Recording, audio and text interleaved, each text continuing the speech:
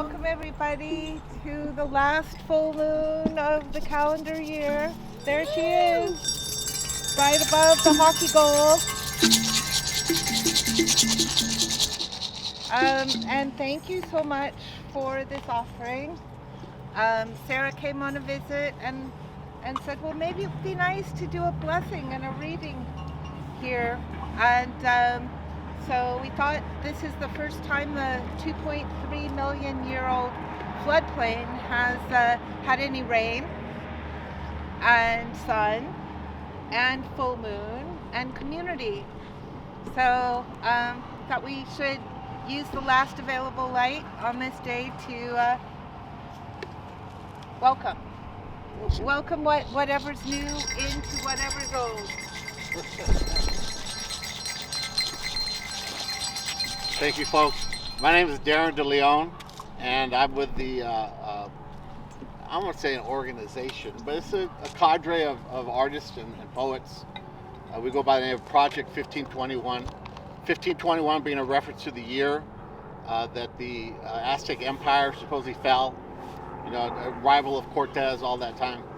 There was a point probably about 3 years ago where the Mexican government actually was thinking about celebrating the arrival of Cortez. For the indigenous people of Mexico, or what is now Mexico, it was a slaughter, it was a massacre. It was our Holocaust. So it was kind of like, why are they celebrating Cortez? So there was no resistance going on in Mexico at the time. But then eventually they had a new president that came in, and he said, you know what? We're not gonna honor that. We're not gonna go down that route of honoring Cortez. So it wound up being very much a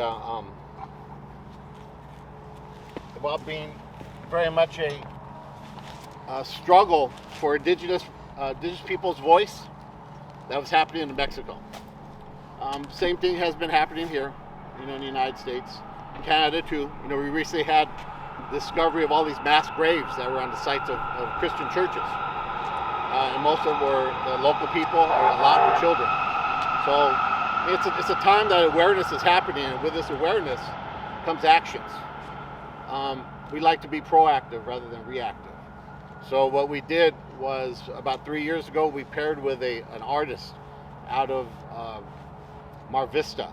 Culver City, Sandy Rodriguez, who is doing a series of codices in the same style and materials than the original codices were done.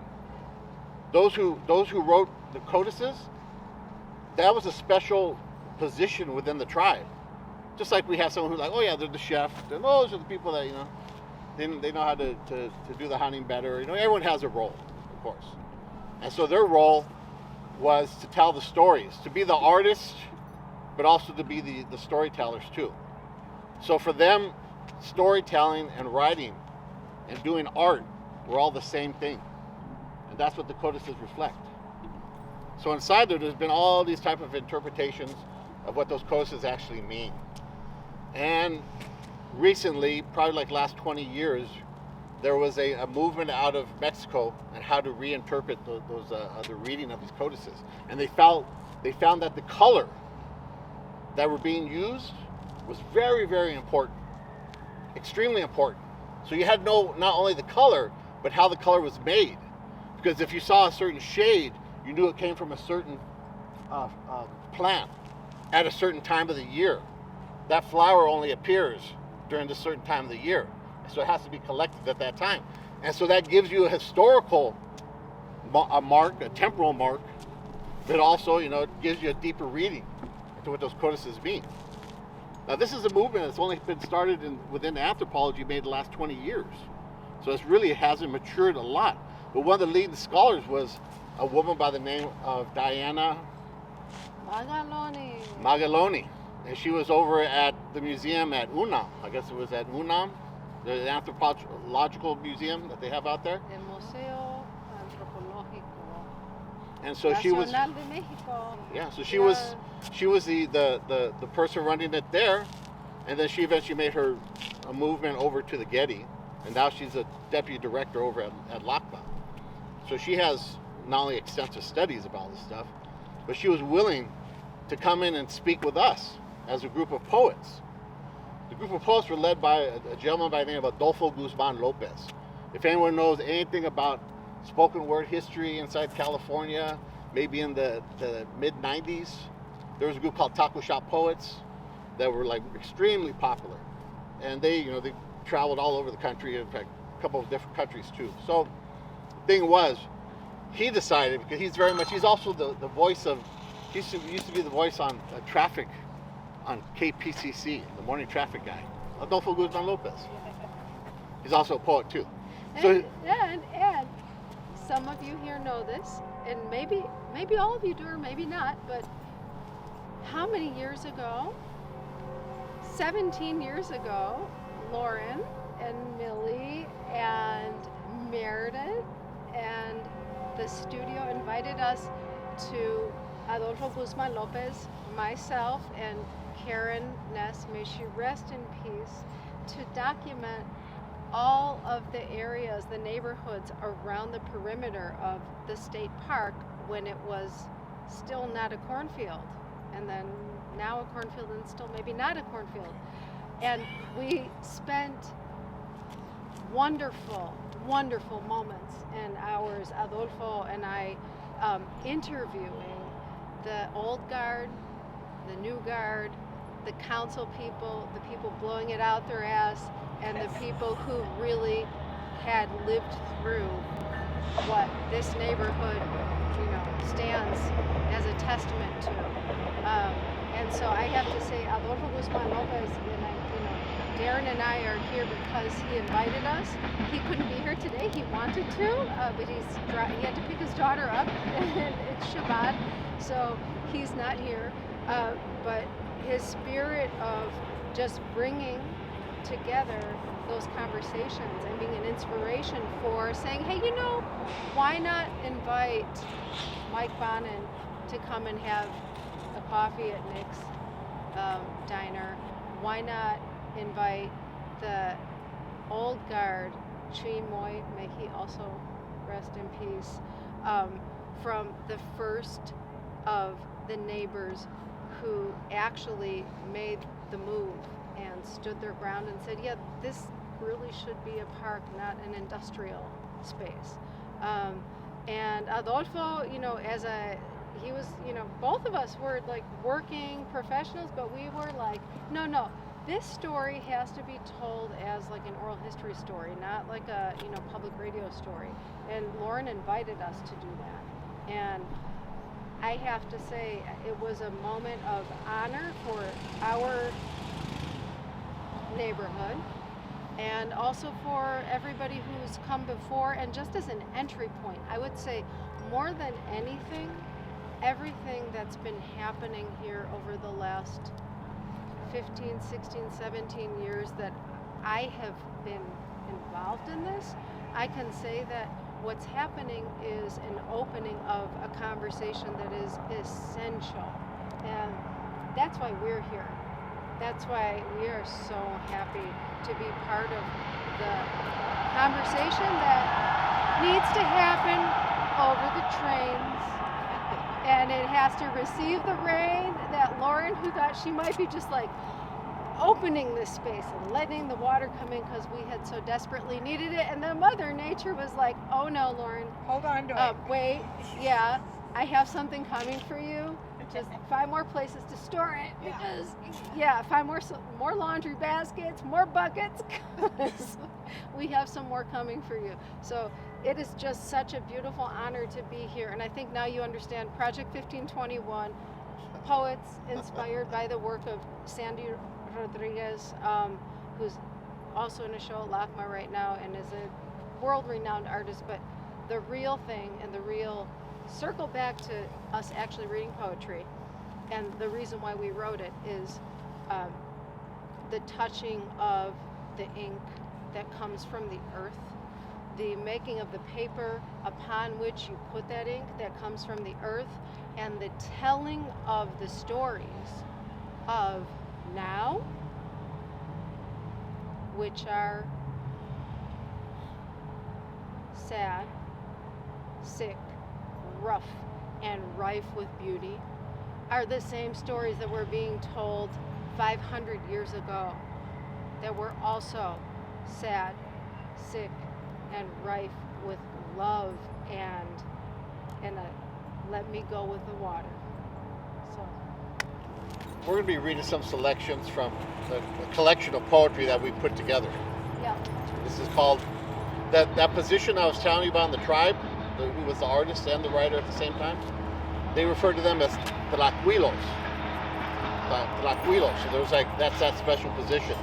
So we incorporated that because we're contemporary day Tlacuilos, but we also, recognize, non-binary, so we put the X at the end Tlacuilex. to be Yeah, completely inclusive. This does not roll off the tongue. Okay, Tlacuilex, tongues in quarantine. And so the last element of the explaining of why, I think it's Tristan who asked, well, why is it called Project 1521? Those who wrote the stories of the end of the empire, the conquest of the empire, the end of the conquest, they found themselves in a plague 50 years later while they were writing the stories, and they ended up having to spend a year locked in cells writing to the codex and to the stories.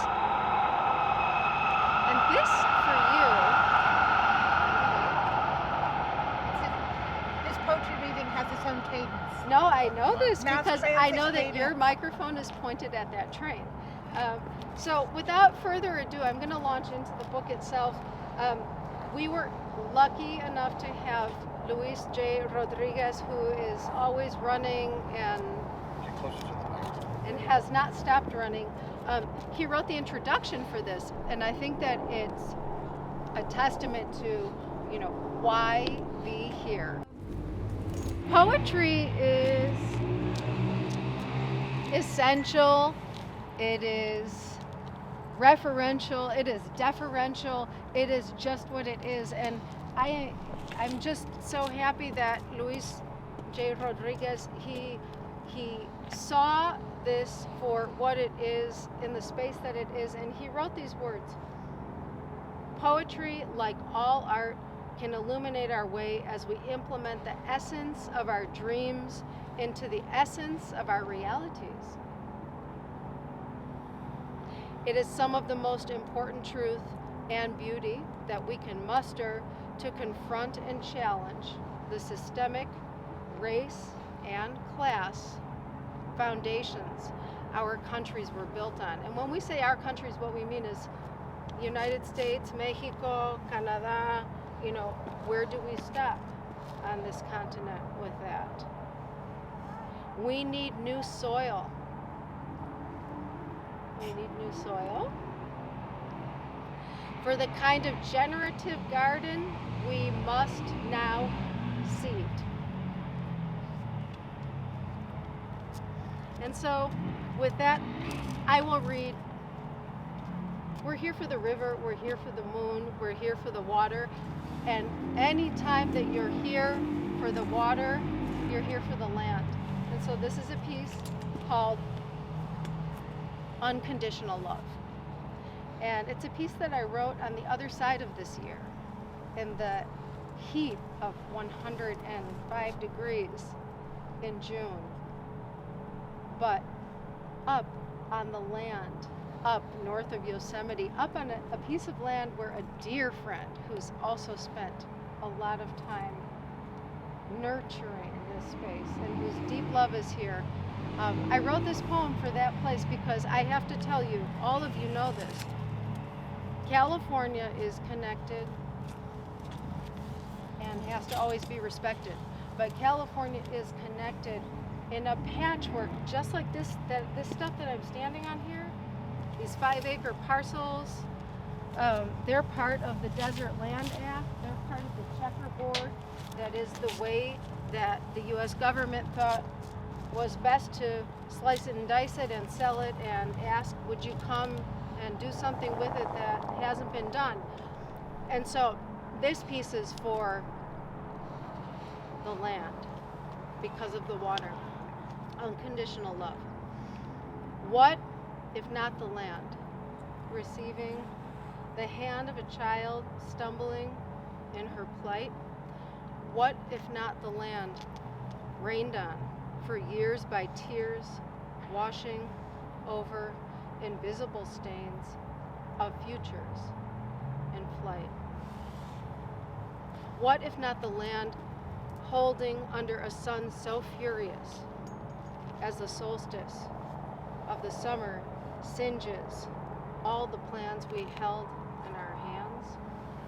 What if not the land commands our unconditional love?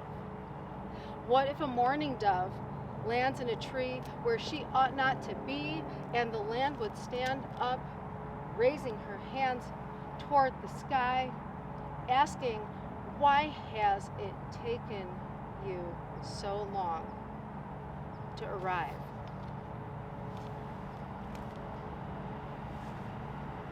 What if the land is dying to survive? What if the land just always will thrive? You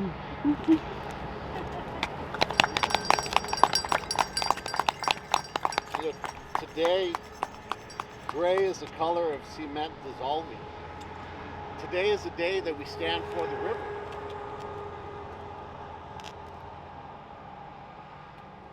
When we open the earth, peel back the concrete like the tin of a tuna can. Let the seeds buried beneath swim freely like feathers adrift, like fish never chased out to the sea. Oh, the river, we return to thee. Let's ask the yerba mala, the water hemlock, the cardinal flower. Together, we wait for an end to this drought. Today, gray is the color of cement dissolving. Industry, coupled with technology, struck shovels into this dark river and buried its past with limestone, shale, and iron ore. Capital trucks poured for levied, measured angles of the architecturally secured floor. Don't memorialize the man who made cement crusts for river bottoms, but don't forget his face, because it's the devil who knows the route to the next riverbed buried now.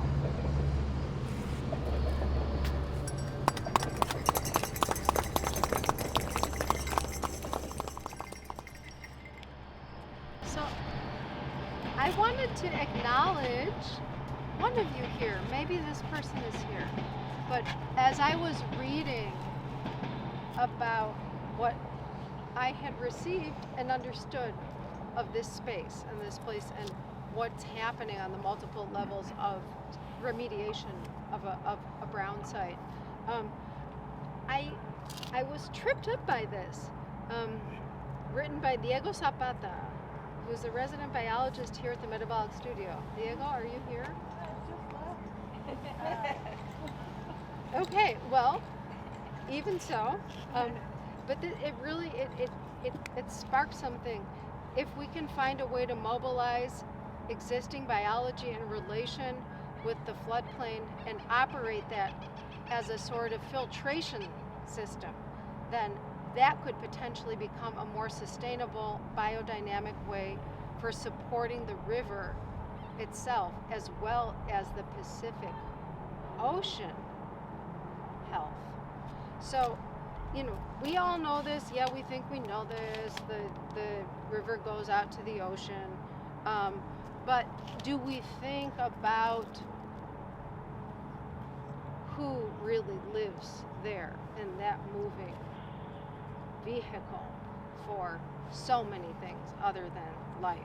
So I'm going to share this poem that was written by Diana Magalone for Project 1521, and it's called Dear Little One, Canto de Peces.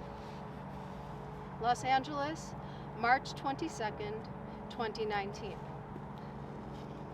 Dear little one, you took it upon yourself to carry the burden of our destiny. You screamed your lungs out with courage as you were burnt by an unfathomable blaze. As night dawned, midnight turned into midday, you were turned into fish to swim across the cold, murky waters of Lake Texcoco, filled with the blood and human flesh. This is the task you took upon your shoulders, to be fish and carry the sun, to be fish and worship a new God, to be fish and plow the earth with flowers. Plow the earth with flowers. Let that sink in. Let that ground you. Like fish, to be spread and ancestral seeds of our future. Like fish, you are prey of the greedy. Like fish, you are ignored and consumed. But continue swimming together like fish.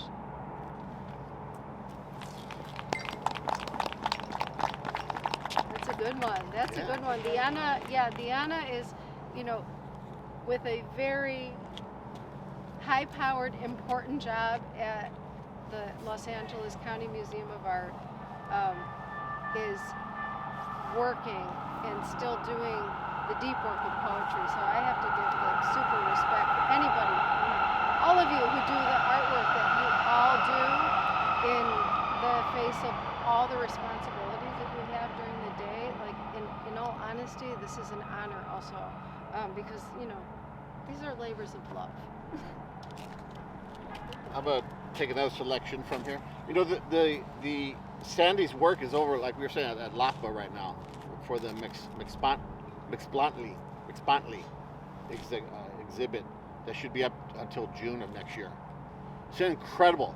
It's incredible. I'll give you a little insight. The exhibit is split into two. One is old, and then the other one is contemporary. And some of the issues that are involved in both of the exhibits, you have to be able to kind of figure it out, but it brings up questions and dialogue between the generations. And so you can actually do a time travel, going from 500, 900, 2,000 years ago to today.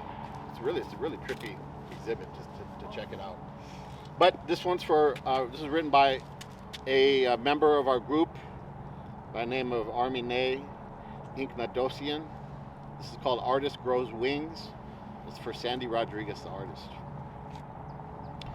She is doing something illegal, laying her sleeping bag somewhere she shouldn't.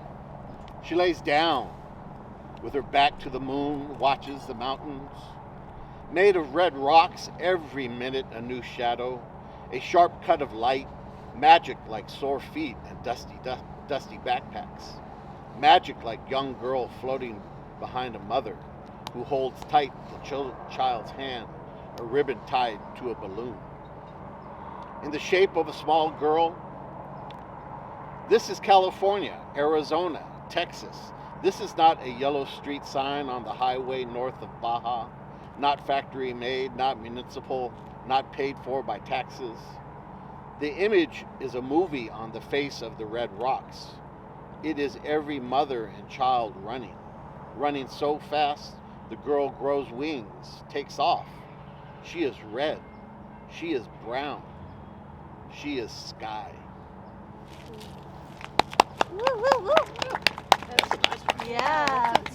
That is such a beautiful one, and really the thing, we sort of buried the lead, but the reason, in addition to,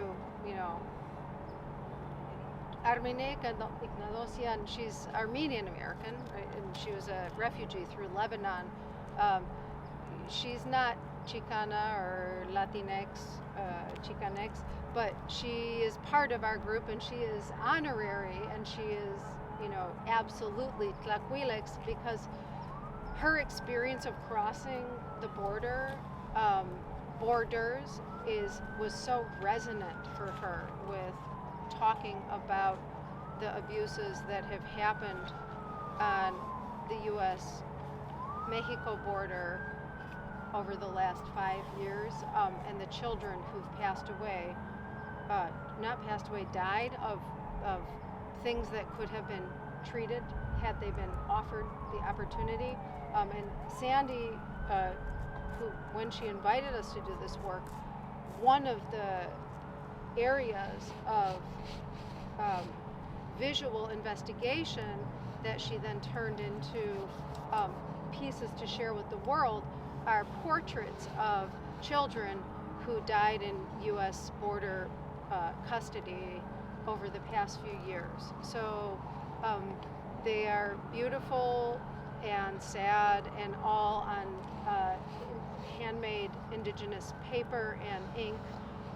And then, you know, I just think there's a beauty that I want to share because it's extremely rough and difficult, and to have dove into the rough and difficultness, to have spent the time in the artist studio with the conversations over time and the reality happening around you is like a house of cards falling and then just burning, and then like somebody's going to put it back up again, basically, is how I think we all kind of feel about it.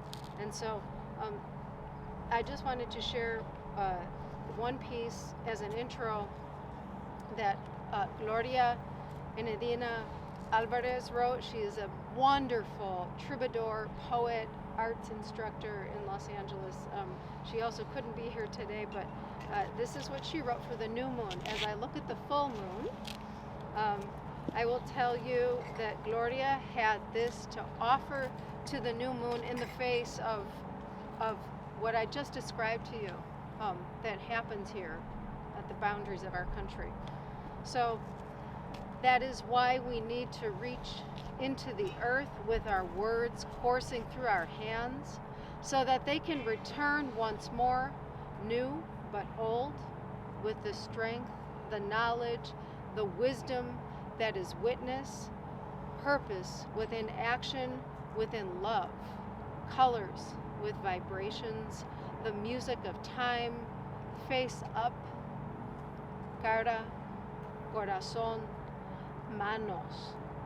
That is what the Antiguas would say.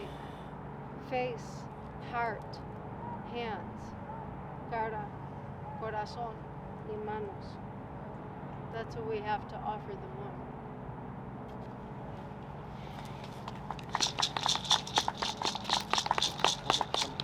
I have one more that's Okay. All right, I'm going to read one of my last poems. It's always funny to think about looking at history over a long period, then juxtaposing it with what's going on today, even the last 50 years. It's always hilarious. And so it's like, if you look at the migratory patterns of the indigenous people of this continent, they just go up and down.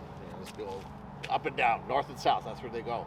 Even got to a point where, at one point, they had the southern end of the valley, of the fertile valley, was called Michoacan. That's right there, central Mexico. Then you move north to go all the way, and you go to the other end of that valley, and you have Michigan. It's funny. It's always funny. Okay, it makes sense. I was also told that the indigenous people that they had, of course, they had translators, and most of them knew Spanish already, so they were like they were like the Europeans were making their way west, and they ran into, they were like was now like the northern border of the United States, and they asked, oh, thank you very much. Oh, oh, And so great. they I'll keep it.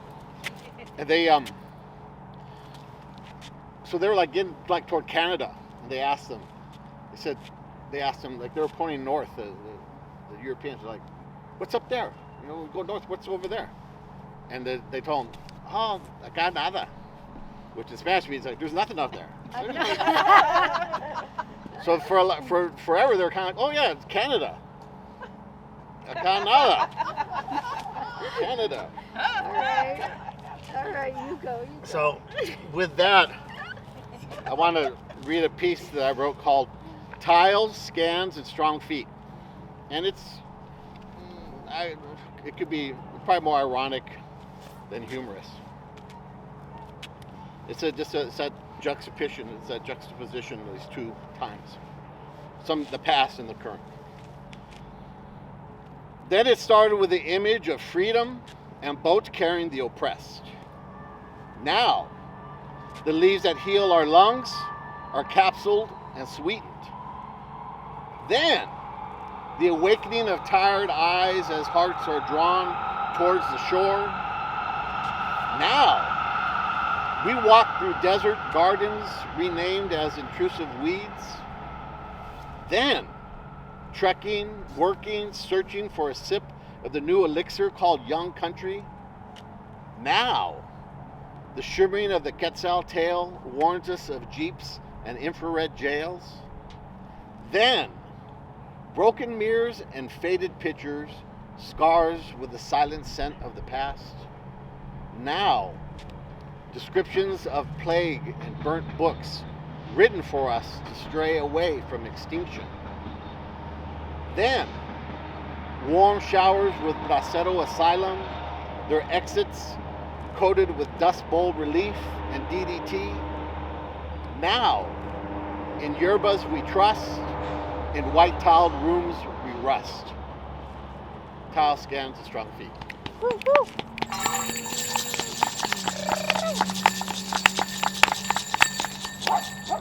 Oh, baby doll. Oh, yeah, you bark at the moon, baby. So it's getting chilly, and the moon has risen, and I think it's time to read the last piece, and then say whatever is going to happen next happens next. So I wrote this for Lauren, actually. In all honesty, I thought, okay, I'm coming. We have poetry. We've written it. We published it. We're working on more, and it's from before, and the river commands something just a little bit more. So this is called We Can't Unsee the Light. We can't unsee the light at the end where the water bends back down to the underground. We can't control. We can't control. We cannot control the free flow where thoughts meet action, words, such a crystal clear distraction from the old stones, the old gravel, the old unraveling of the winding water again and again and again, until rain moves like sand over the land, like the hand lifting the sifting of now ancient stones and the bones, and quién sabe qué más. Hasta la luz se mezcla con la canasta de los dedos. The absence of sand in our hands reveals what the water leaves behind. When I stopped crossing the river, it was a pin drop on a mountaintop. Have you ever stopped crossing a river? Did it uncontrol the free flow of what you thought you know? You see, the water is an expert in geology, in astronomy, in economy of motion. She will always find a way to the ocean, formed of boulders, finding the chambers, finding a basin for conservation, where this becomes that, where stasis becomes habitat. Through